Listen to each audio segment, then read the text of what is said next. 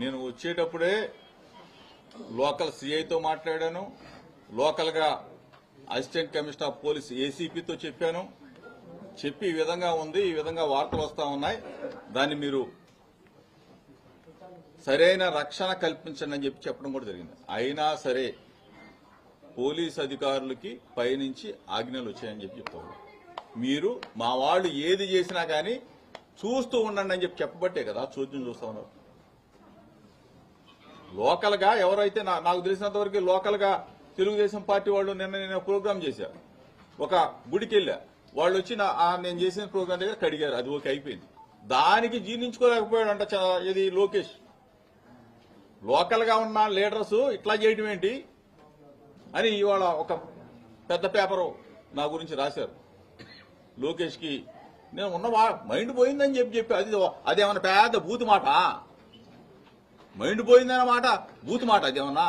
దానికి ఈ లోకేష్ మొత్తం విజయవాడ సరౌండింగ్ అంతా కూడా బ్లేడ్ బ్యాచ్, గంజాయి బ్యాచ్, రౌడీలు, గోండాలు, ఇంత అవసరమా?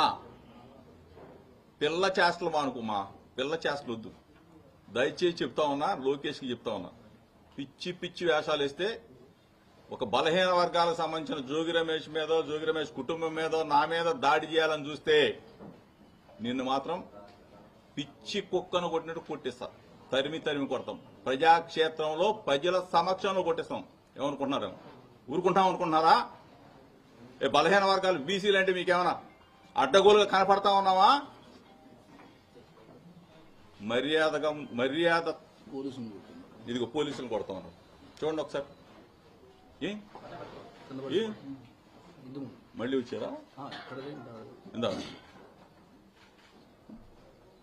ఎందుకు చేతగాని ముఖ్యమంత్రి ఎందుకు? ఫేక్ ముఖ్యమంత్రి ఎందుకు? చంద్రబాబు నాయుడు రాజీనామా చేసి దొబ్బేక.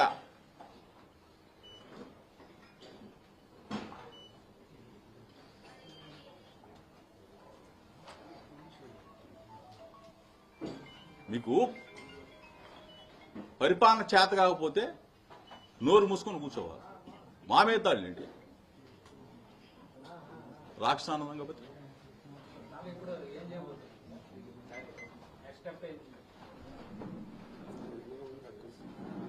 ప్రజలు చూస్తా ఉన్నారు, మీడియా చూస్తా ఉంది.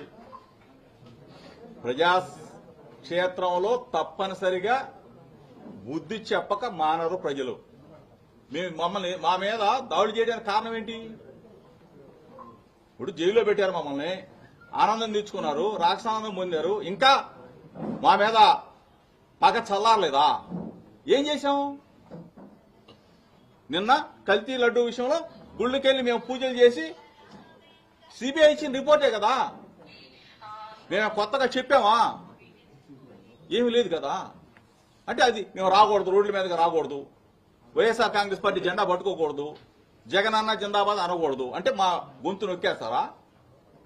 ఇది ప్రజాస్వామ్యమా? చంద్రబాబు నాయుడు రోడ్డు మీద తిరగలేదా? లోకేష్ పాదయాత్ర చేయలేదా? ఈ పాటికే నా కొడుకుని 2 నెలల్లోనే అరెస్ట్ చేశాడు. నన్ను నా తమ్ముడిని 83 రోజులు జైల్లో ఉన్నాం. ఈ పాటికే బలహీన వర్గాలన్నీ కూడా ఆఖరికి తెలుగుదేశం పార్టీలో ఉన్న బలహీన వర్గాలు, ఇది చంద్రబాబు నాయుడికి మద్దతు ఇచ్చే బలహీన వర్గాలు కూడా అక్రమంగా జోగి రమేష్ ని అరెస్టు చేశాడు, అక్రమంగా కేసులు పెట్టాడు, 83 రోజులు నిర్బంధించాడు అనేది సభ్య సమాజం. నేను చెప్పాను కదా, సిబిఐ ఎంక్వైరీ చేసుకోమని చెప్పా. తిరుమల వెంకన్న సన్నిధికి రమ్మని చెప్పా చంద్రబాబు నాయుడు గారి కుటుంబాన్ని, లోకేష్ ని. అమ్మ కనకదుర్గమ్మ దగ్గరికి రమ్మని చెప్పా, రాలా. నేను వెళ్ళి కనకదుర్గమ్మ దగ్గర ప్రమాణం చేశా, రాలా. నార్కో ఎనాలిసిస్ టెస్ట్ అడిగా, చెయ్యలా. లైట్ డిటెక్టర్ అడిగా, రాలా. ఇన్ని చెప్పిన తర్వాత నేను సిబిఐ కోసం హైకోర్టులో అఫిడవిట్ వేస్తే వెంటనే తెల్లారిపాటికి అరెస్ట్ చేయించావు. సిగ్గుగా లేదా మీకు? ఇంత అంటే కేసులు ఇట్లా కూడా పెట్టొచ్చు అని చెప్పేసి నేర్పుతా ఉన్నాడు చంద్రబాబు నాయుడు. అక్రమ కేసులు ఏమైనా పెట్టేయచ్చు, ఎవరినైనా